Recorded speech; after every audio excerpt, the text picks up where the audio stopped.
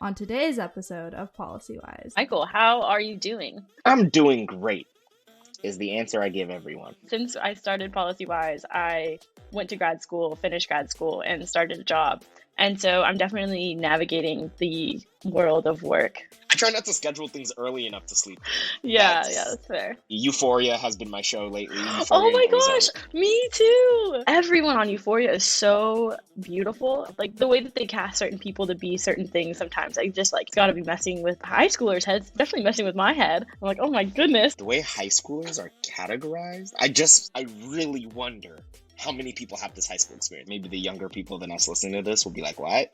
But we used to have the family computer. Facts. Do you think you'll ever slow down? Or do you think you'll just work, and then, the end day will come? There won't be a social stigma. And that's different for women. We just need to rethink that whole model because women are bearing the brunt of it. But more on that later. Okay. Hello, everyone. And welcome to this very special episode of PolicyWise.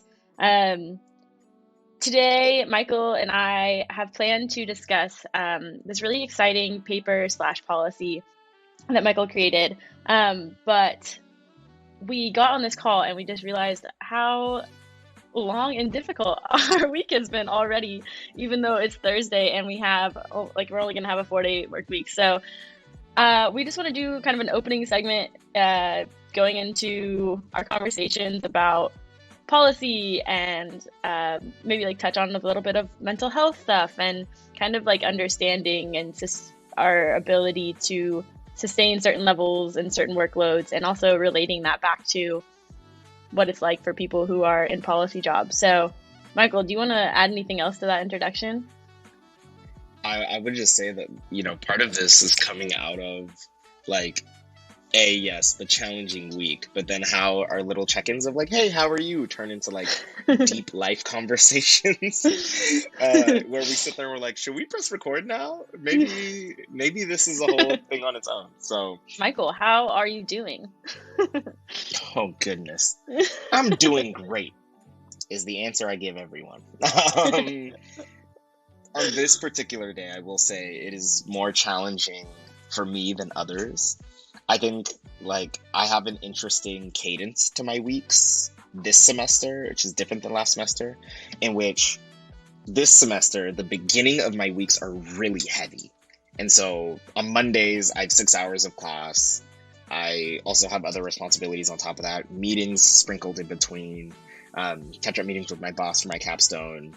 On Tuesday, I have 5 hours of class, but 3 of that is actually me being a student, and 2 hours of that is me teaching. And then I have an hour of office hours. And so both days have 6 hours of just in the classroom type stuff, let alone all the other things that happen on Monday and Tuesday for, other involvements or whatever it may be.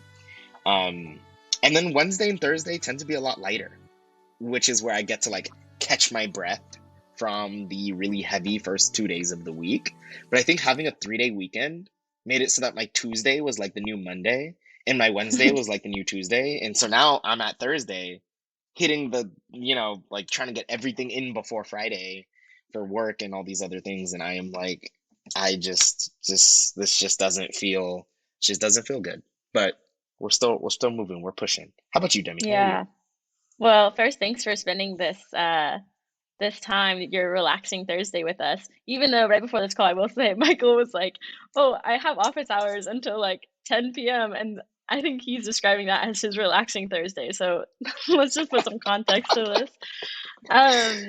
Yeah, I think I'm doing okay. I think I'm, for our listeners who haven't, we haven't explained this to, since I started PolicyWise, I went to grad school, finished grad school, and started a job. And so I'm definitely navigating the world of work in this moment and figuring out how to balance that with the rest of life and continuing interests.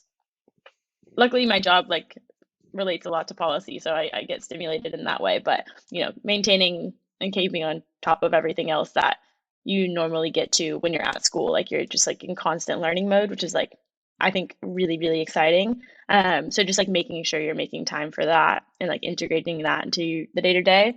But overall, like this week has been, yeah, I think just like really harsh. I'm very excited for the weekend. It's supposed to snow here, which is kind of exciting. Um, but yeah, overall doing okay. Okay is a good answer. Also right before this call, I was asking Michael in our conversation about his sleeping schedule, and Michael was telling me that he goes to sleep around 2 a.m. and I'm sure many of our listeners probably can relate to this, but like getting up at 2, waking up at like 8, 9, I personally like I have such a difficult time doing that. Like I'm so crabby if I do that and so productive around like 3 onward. So Michael, would you, I don't know, give a little insight into why your schedule is the way it is and why you choose to maintain it? Yeah, no, you're funny for this. I think like so I can explain it a bit. I think it comes from two things. A, it is a some would say over involved. I would say as involved as needed to be schedule. So that all parts of my how do I put this? All muscles that drive my passion get equally massaged.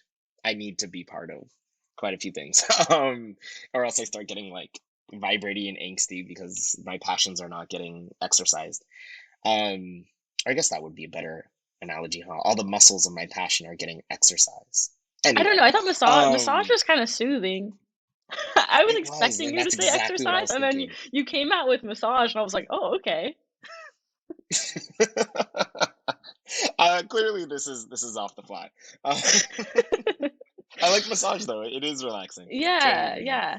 Um, yeah. So basically, I start around 9. Usually, my first meetings of the day will either be 9 or 10 a.m. is my go-to. I did have a summer internship once that was on the East Coast, virtually, and so yes, I did have 6 a.m. meetings, which suck. But anyway, usually I start around 9 or 10, and I'm usually going either meetings, class, podcast recordings like we're doing now, things that need to be done, whatever it may be. I tend to put work away or anything productive seeming away by like 11 at the latest, 10 or 11. If I go past 11, that means that it absolutely needs to be done. I also have a daily list of things that I need to do before I can sleep. And so generally after my meetings or whenever I have time, I look at that list and it's like, okay, before you can settle down and go to sleep, these are the things that need to get done. Um, and if I finish that list early, I'm like, haha. And look at my other list of running things and see if there's anything else I can do. Or if that list is long, then I look at it and I like hate my life and then just go until I finish. Usually from 11 or whenever I finish to around 2 a.m. That's like me time. That's watching TV. That's playing video games. I've been playing Assassin's Creed almost every day, just like shutting down my brain and thinking about, how to I'm playing Assassin's Creed. What is it? Syndicate right now, which is set in early 1900s, actually late 1800s, London, which is pretty cool. But anyway, watching TV. Euphoria has been my show lately. Oh Euphoria and my Ozark. gosh, me too. Oh Oh, wow, I binged it like 2 weeks ago, and I could not be happier that I did. I'm so excited. It like gives me a reason to like be excited about Sunday nights. Not to interrupt your schedule, literally. but dude, it is so good. I'm actually kind of sad that I have to wait like a full week though every time. Like part of me is Isn't like it I shouldn't annoying? watch it again for like another month so I can binge like 4 episodes. I don't know how I you feel try to about that. save like 10 to 15 minutes a day. So I am at the last 20 minutes of the most recent episode because I literally just watched the episode in chunks. Oh my gosh, I cannot. Wow, actually, you turn this off right now and finish it because it's such a good ending. Oh man, sorry, spoiler alert if anyone listening if you haven't seen it yet. But Yikes. yeah, 10 out of 10 recommend. That's great. And a nice Wait, contrast but to 1900s London. it is. No, it really is. So, okay, that's basically how my schedule works. And then I go to sleep and wake up around like 7, 8, 9, whenever my body feels like waking up, I've been really prideful about not turning on alarms. So like, Whoa. I actually can't tell you the last time I used an alarm to wake up. I usually just wake up whenever my body feels ready, and it's usually like, depending on Wow. when I wake up, tells me how much time I have to lay in bed and like relax in the morning. Sometimes I wake up and I'm like, I have a meeting in 20 minutes. I hate myself. um Have you anyway, ever slept I through check my anything? calendar before I sleep. Oh, absolutely.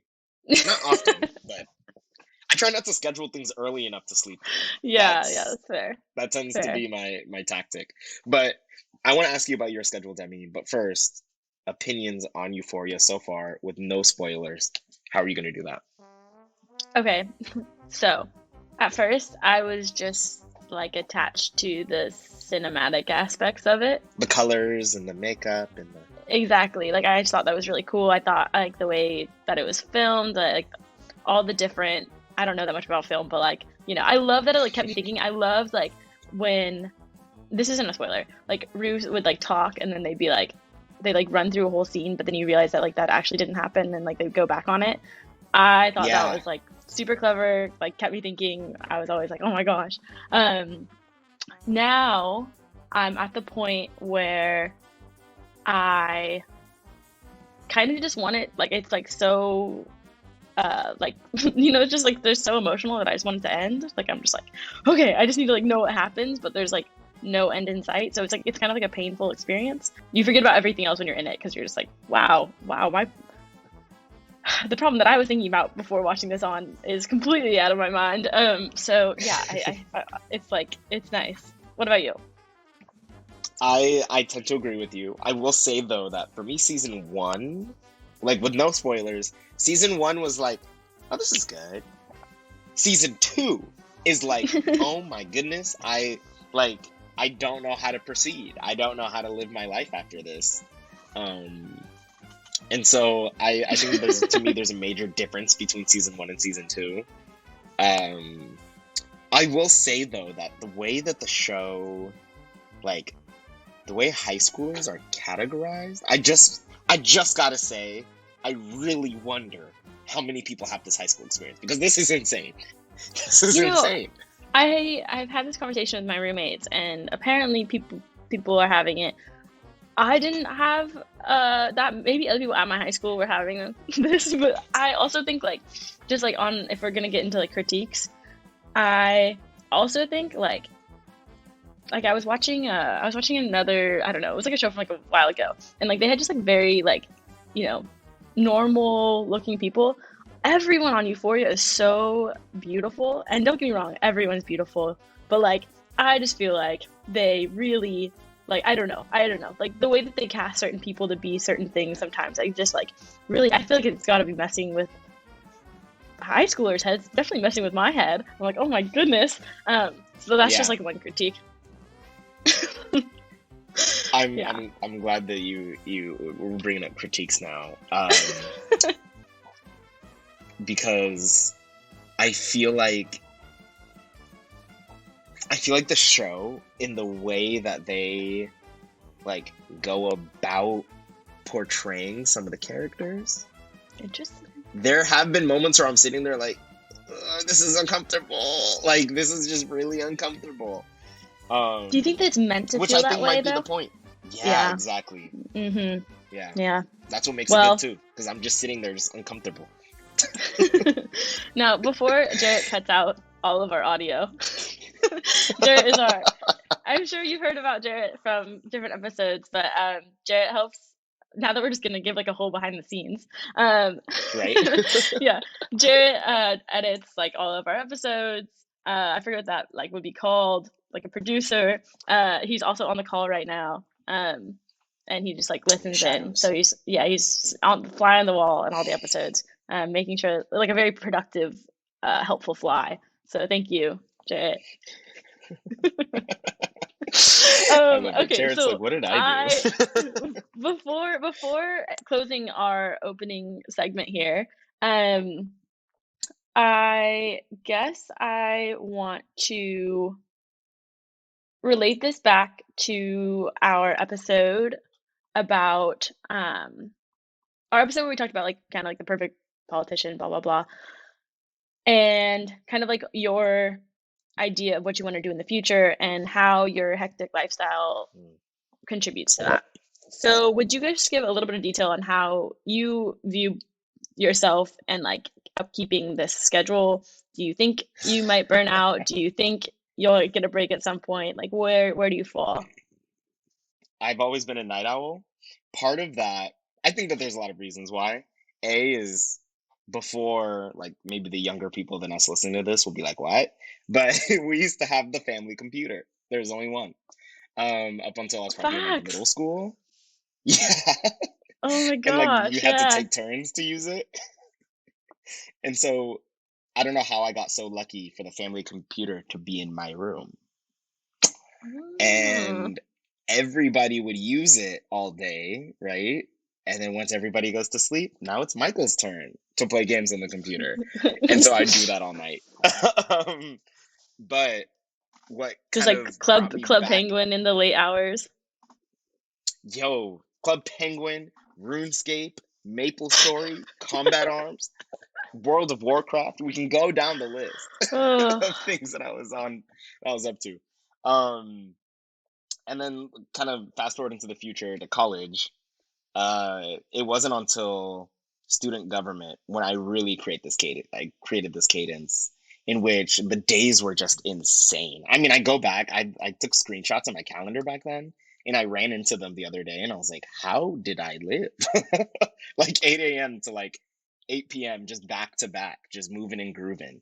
Like every single day, something's getting canceled because there's just no way for it to happen.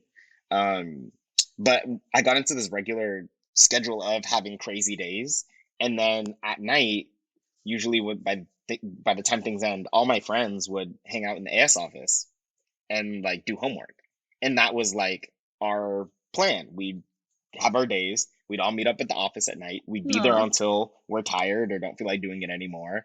Let's be honest, we're only productive for like an hour. The rest of it, we're like, gossiping or whatever, talking about stuff and watching videos or whatever it might be on campus. And then we'd all just go back to sometimes we'd go back to somebody's place and hang out for even later or just go to sleep and then rinse and repeat the next day.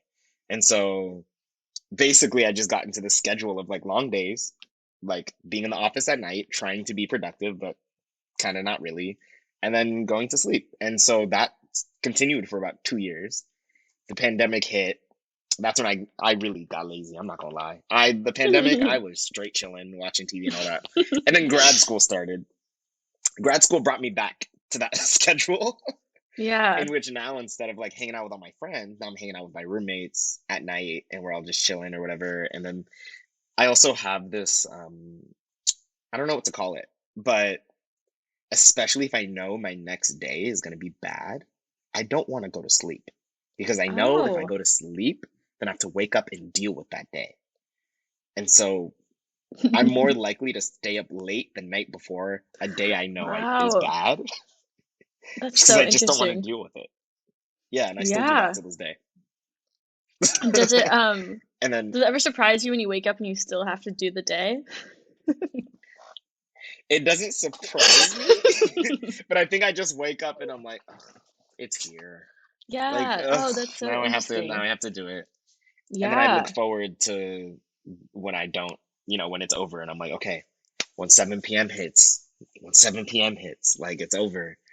I would say what keeps me here and what keeps me going, which I think was part of your question, is knowing that if I want to have the future that I want to have, which is as a public leader, as a policymaker, as a whatever it may be, making a difference, like this might be the schedule I have to be used to and used to Yeah. be operating well at many hours of the day, like whether I have to get an emergency call at 2 a.m. for some reason or like wake up at 6 a.m. for something else. Like I want to be able to do this. And so whenever that time comes, that I'm not like having to figure out how to operate or how to be effective, that on day one, I'm just like, oh, I've been living off of a schedule like this because I'm used Yeah. to having that kind of a lifestyle, which many people would consider unhealthy. In fact, I'm sure to some degree it is. Um, last thing I'll mention about this, and I'm sure I'm gonna get some messages. Last thing I'll mention on the mental health part is I like to like I think my mental health is intact. That's strong, I think. Um, but I think part of that comes from sometimes my mental health is getting stuff done because what's ruining my mental health is those things not being done. So there's that. Hmm. And then I think the second part is every single day from 11 to 2, I am turning off my brain. People are not awake, so they're not blowing up my phone, and I am just mush. Like, it's Hmm. Assassin's Creed, it's Euphoria, it's Ozark, it's Money Heist, it's like whatever other video game I want to play. Like, I'm not doing anything remotely productive slash has anything to do with my daily life. And so I feel like I have that time to just like let and then disappear off the face of the planet for a while. And I feel like that always prepares me for the next day. Okay, I have one question. I have 20 questions, but I'm gonna ask one. So, say that you get to you've entered into day one, you're president of the world. When do you think you'll ever when do you think you'll ever slow down, or do you think you'll just like continue it on? Like, do you think you'll just like work, work, work, and then, the end day will come? Or do you think it'll be like you'll hit a day where you're like, I have contributed to society in the way that I have wanted to contribute to society, and it's time for me to just play Assassin's Creed all day? I think there's the two-parter. I think first, what I've heard from many people and what I've seen is that priorities change. And so right now my priority might be like trying to make as much of a difference as I can, or like preparing myself to try to make as much of a difference as I can.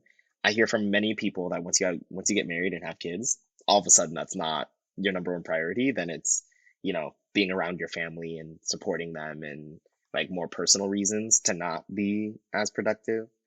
You're raising your Oh, hand. yeah, yeah, yeah. Do you ever think like, because like I've definitely gone through this thought process, like, um, I mean, I haven't really thought about like a family or children, but I have thought about it like enough to like think, oh my gosh, maybe I shouldn't do that because then I can continue on prioritizing what I'm already prioritizing. Has that thought ever Mm, occurred? Or do you think it there's like a absolutely line? has. It absolutely has occurred. I will say though that like I guess for me since I've been young, I have always wanted like the family of my own, I guess, or like to have like my own home and like be able to play with my kids, God willing. I have children, and so I think that's kind of along with my personal and professional goals will probably be to have a family. Um, Things are changing, but it used to be also that you can't be too effective in public life without a family either. Um, Yeah, and so I think it's a two-parter for that one. yeah, it is interesting. I think, Let me also yeah, can I also hop in there and say that yeah, like I I'll allow also it. recognize, thank you, Chair Demi. Um, I also must recognize that in my response now, it might differ from your perspective because of a gender difference. That for me, I feel like I can still very much so have a professional life outside of my family, and that's not like that won't be weird, and it won't be like it won't there won't be a social stigma that goes along with that. And that's different for women. And that's a reality, is that like in the workplace there are people unfortunately that till this day believe that women should their first priority should be their family, right? And so maybe that's something that's entered your mind more than mine because it's something you've been maybe forced to think about. I don't want to put words into your mouth, but I do recognize that that's reality. I think like I think you hit it on the head. There's like a totally different take on it, but I think the way that I've coped with it is just being like, I'll get there when I get there. Like, I'm not gonna like think about it for now. But just like as an example, I so like one of my friends was dating this guy, and this guy was like, "Oh, I really, really want to have like a family and kids." And this friend's like very motivated, like wants to do a lot of things, and they had the perspective, and this person is a woman, like my friend, and they were like, I can't be in this relationship even if it's 10 years down the line because I can't commit to that. Like, I can't have that be something that I have to do Mm, because I still haven't figured out what I want to do.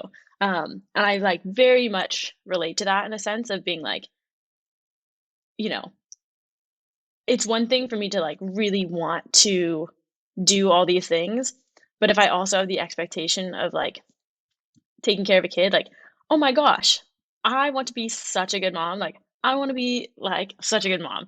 So if I'm gonna be a mom, like, yeah, it's going to impact how I would do my work because at this rate, I couldn't be an effective mom, I don't think. And I also think it could affect it in a good way. Like I think it could make me understand people more. I think it would make me more sympathetic to certain things, more open to things. So I think there can definitely be a benefit, and I think it's mm, totally possible that it's actually like a positive thing. But I really want more people to be talking about it who are currently in the role, so that they can tell me how you do it. Because I think it's a really difficult question that we like try to avoid, and um, I don't I don't want it to hold you know people to feel like they're being held back. Um, and I want everyone to be able to, massage all their muscles. And I think a family is one is one of them. So yeah, I think it's really, really difficult. I think as far as like my personal life balance right now, like it's even something I'm trying to navigate now. Like I go to work mm. and I have a set work time. Like what is that? Like you mean I'm not supposed to be working until 11? Like it's just so strange to me. So I feel like, life might work itself out in some ways depending on the career path, but like if you want to Mm. be in a, elected position, oftentimes it's really, really difficult to probably find the same, the 9 to 5 doesn't really exist in the same way. And I hope it's a conversation that's being happen. I think it needs to happen amongst people who are not policymakers more so that we can allow policy people who are currently in that position to have a little bit more flexibility. I don't know. Yeah, That's because just currently that's just there's initial very thought. little. There's Yeah. very little flexibility. In fact, like Yeah. if we can draw kind of a compare and contrast, um, I'm not sure if people remember, or maybe you remember, Demi, the amount of which Obama got critiqued for going golfing. Do you remember that?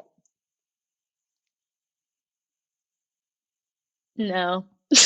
No, that's I okay. don't All right, I all don't right, know. But no. cool. It's not because it didn't happen. It was because as we've talked about before, like I think my interest in like politics came way later than the average person who is now interested in politics. Yeah, okay. Well, that's fair. I guess I remember it mainly because of how much Trump went golfing and Yeah. that entering the airwaves again as a conversation and comparing it to what I slightly remember from Obama. I just sent in an article. The White House dismisses critiques, defends Obama's golf outings during the Gulf crisis.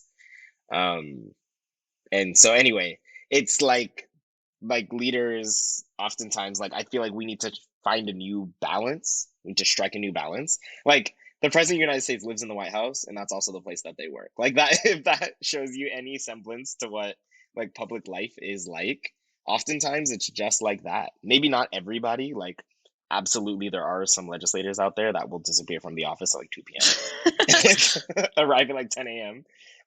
That definitely exists, but how could we find an equilibrium and allow people to also continue to live their lives? Like another thing I've thought a lot about when it comes to the potential, like a potential public life, like let's say in some world I become a member of Congress, my life is then split between DC and California. Like you're in DC 3 days, 4 days out of the week, and you're in California the other 3 to 4. Like how I don't even know how that works. And I remember seeing when I interned for a congressman, seeing the way that he did it. I mean, it was just like it was fascinating almost that he would like Isn't come it? back to California to do laundry. Like what? Right? Oh my gosh, I could not agree more. It's also like, you know, like I think it's really great in some ways. Like people who are getting that are getting so much exposure. They're getting exposure to the place that, they're supposed to be presiding over. And then they're also getting exposure to like, federal stuff, blah blah blah, all good. But it's also like and this goes back to like I'll get into it in a second, but basically like I Sure. just think it also just takes people out of life a little bit. Like Mm, priorities of people who are that busy, I think on some level are removed from, they don't get, and people work in different ways, and so like people get information in different ways and learn in different ways. So mhm, it's not like impossible, but like I just do feel like you're kind of removed from like the day-to-day person, and most people are the day-to-day person. And so it's like it's also like who's legislating, how taken out of the people are you when you're working on that extreme basis. And then I will say that if I had a magic wand and I was like queen of the world, I would love if we had smaller why can't I think of the word right now? Just like smaller areas that each person was governing over. What is that called? oh, like smaller districts? Thank you. Yeah, yeah, just like smaller regions. Like I want there to be like I just think it'd be a lot better. You could have a way better understanding of of your jurisdiction and the people in it and the issues and all that. Um, yeah, I'll save that for Mm, another episode. But yeah, that's just we something can I think dive about. into you. That's actually a pretty good episode idea. Um, Redistricting did just happen. Yeah, I know. So, policy-wise listeners, this is how it happens. This is usually how the conversations go. Michael and I talk, and then and they're And like, then "Oh things yeah, happen. write that one down." Yeah, Michael and Demi said it, so this must be the rule. um, Yeah. Well, I was gonna say is that like the thing is that like I think partners, whether that be like I don't know, like whoever like whatever that situation is, like whoever is supposed to be like maybe also caring for that child or like whatever it is, different kind of support groups and like children. Like we just need to work that out better. Like I don't know, maybe it should be like more than two people. Like I'm very here for like families taking care of children, like communities raising a child. Like I think we just need to rethink that whole model because like women are bearing the brunt of it, and I'm sick of it. Yeah. So, anyways, true. moving on. I'm glad. No, I'm glad that you brought that up. The old African proverb. The old African proverb says it takes a village to raise a child. Mm, I hear you. Dude, That's so my people have way of been saying saying I it all agree. this time, and here we are. We've been saying it for generations. That's crazy. That's crazy. Yet again, that's not what we do. Yeah, so we ended up. So we originally planned that for this episode we were going to talk about a policy idea that I actually wrote about in a final paper for one of my classes last semester. And we like even Demi was just a few minutes late to the call, rereading on this paper, Hey, and we were oh, gonna. just tell Sorry me to out out like you. that. Yeah, uh-huh. I wasn't on time either, to be fair. I was just earlier than you. So Oh, dang it. um but time got away from us. And so we actually ended up just talking life and catching up with each other and like letting the conversations just flow. So let's call this a life check-in moment or episode and take the moment to check in on your own life, listeners. Yeah, while listening to us and rating us 5 on Apple Podcasts. No, I'm just kidding. I was just gonna ask, Demi, what is a random hobby of yours that you just do? Oh, interesting. The reason why I ask that is that, like, for folks that can't see me, I often look this way randomly during calls because I have a lot of plants in my room. I have over 20 plants. And so I always like randomly look at them, and especially when the sun hits them just right, it's just such a beautiful scene. So I don't know, it's a random hobby. I garden in my room. No, that's nice. That's really nice. So I think I'm a I don't know. I'm kind of like, you know, master of none kind of hobby person. Like I'll take on a lot of different hobbies. So like we said, we were watching Euphoria. I'm very into makeup now. So that's been a good hobby of the week. I also cut myself bangs. Um, fortunately, fortunately, there's no camera on this, so I'm working through that right now as well. So Where are so they that's at? taking up. They're like up here. Hold on. for listeners, they look so good right now. So like Your that, bangs this look is great, Demi. thank you. That has just taken up like so much of my time. But like it's been very fun. Like it's like I think it's like you kind of get to reinvent yourself. So similarly, like I've been really into like clothes lately too. I do a lot of thrift shopping. Um, and then I think like the final thing is that I've been like on this like home improvement kick and trying to like decorate my room a little bit. 'Cause I was like, oh my gosh, I don't live in a college dorm room anymore. I guess I should like make this comfortable. And so that's been like my latest thing. But I'm so cheap that I just like refuse to buy anything. So it's been like a lot of trash picking, a lot of like reinventing all the things I already have. So I have this like picture of London that's just like a photo, and I've decided to like repaint it, like paint over it, and it's going okay. Interesting. For the listeners, Demi is one of the most interesting people I know. Wow, Michael, thank you. No, So for this real. is I started making tea this morning. Oh yeah. What's your favorite kind of tea? Yerba mate. I don't really drink that much tea. I just drink yerba mate because I am like just here for the caffeine. But yeah, I'm like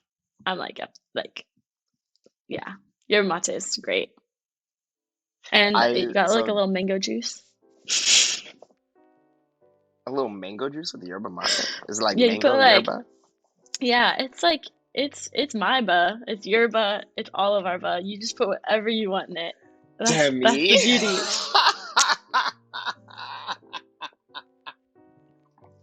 You're so funny. Stop. But no, it's so good. It's so good. I 10 out of 10 recommend it to anyone else who is spending like millions of dollars on the yellow yerba mate cans.